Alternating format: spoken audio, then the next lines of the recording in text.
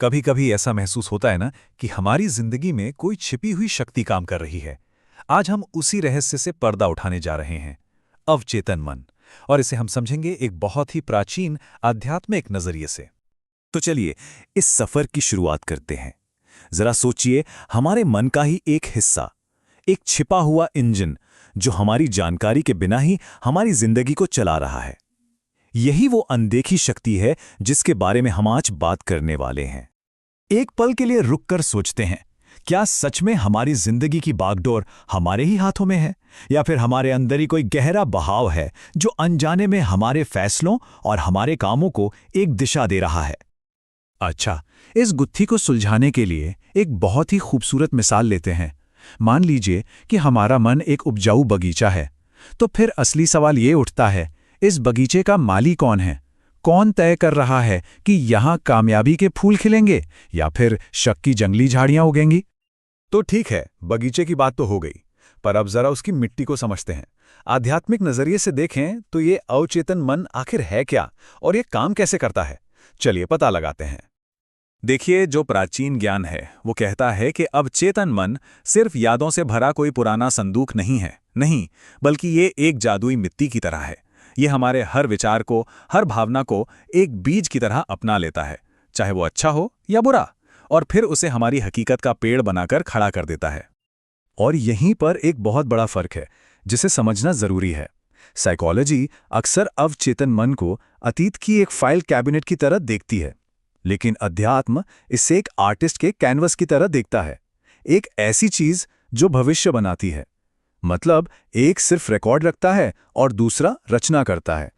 तो सवाल ये उठता है कि ये जादुई प्रक्रिया असल में काम कैसे करती है?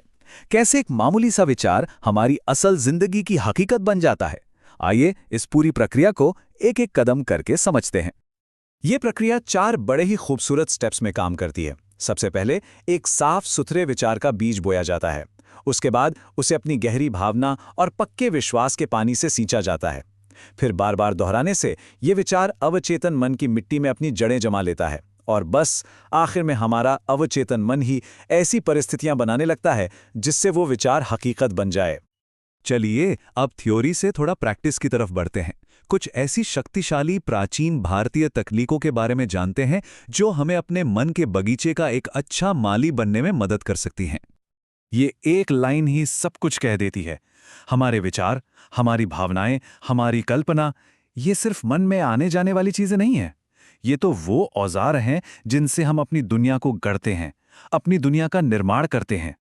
तो ये हैं कुछ सदियों पुरानी तकनीकें। अपने विश्वास को गहरा करने के लिए जप, अपनी मनचाही हकीकत को आकर्षित करने के लिए भावना, एक पक्के इरादे के लिए संकल्प, और पुरानी बेकार की सोच को हटाने के लिए आत्म पूछताछ। और हाँ, एक बात हमेशा याद रखनी है, सबसे शक्तिशाली औजार कोई बहुत बड़ा काम नहीं, बल्कि निरंतरता है, यानी कंसिस्टेंसी। एक दिन में कोई बगीचा तैयार नहीं होता। ये तो हर दिन थोड़ा थोड़ा पानी देने से, थोड़ी थोड़ी देखभाल करने से बनता है। छोटे छोटे रोज के अभ्यास ही सबसे शानदार फसल उगाते हैं। अच्छा, खत्म करने से पहले कुछ आम गलतफहमियों को दूर करना बहुत जरूरी है, ताकि इस ज्ञान का इस्तेमाल पूरी शक्ति और स्पष्टता के साथ किया जा सके। याद रखिए, ये कोई चुटकी बजाते ही होने वाला जादू नहीं है। ये धैर्य का काम है। ये सिर्फ पॉजिटिव सोचना नहीं है, बल्कि दिल से विश्वास करना है। नेगेटिव विचारों को दबाना नहीं है, उन्हें बदलना है। और सबसे जरूरी बात, कोई भी लाचार नहीं है। हम सब अपने बगीचे के मालिक खुद हैं। तो आखिर में सारी बात इस एक सवाल पर आकर टिक जाती है, हमारे आज के विचार हमारे आने वाले कल के बीज हैं। तो आज हम सब अपने मन के बगीचे में कौन से बीज बोने का चुनाव करेंगे? ये चुनाव पूरी तरह से हमारा है।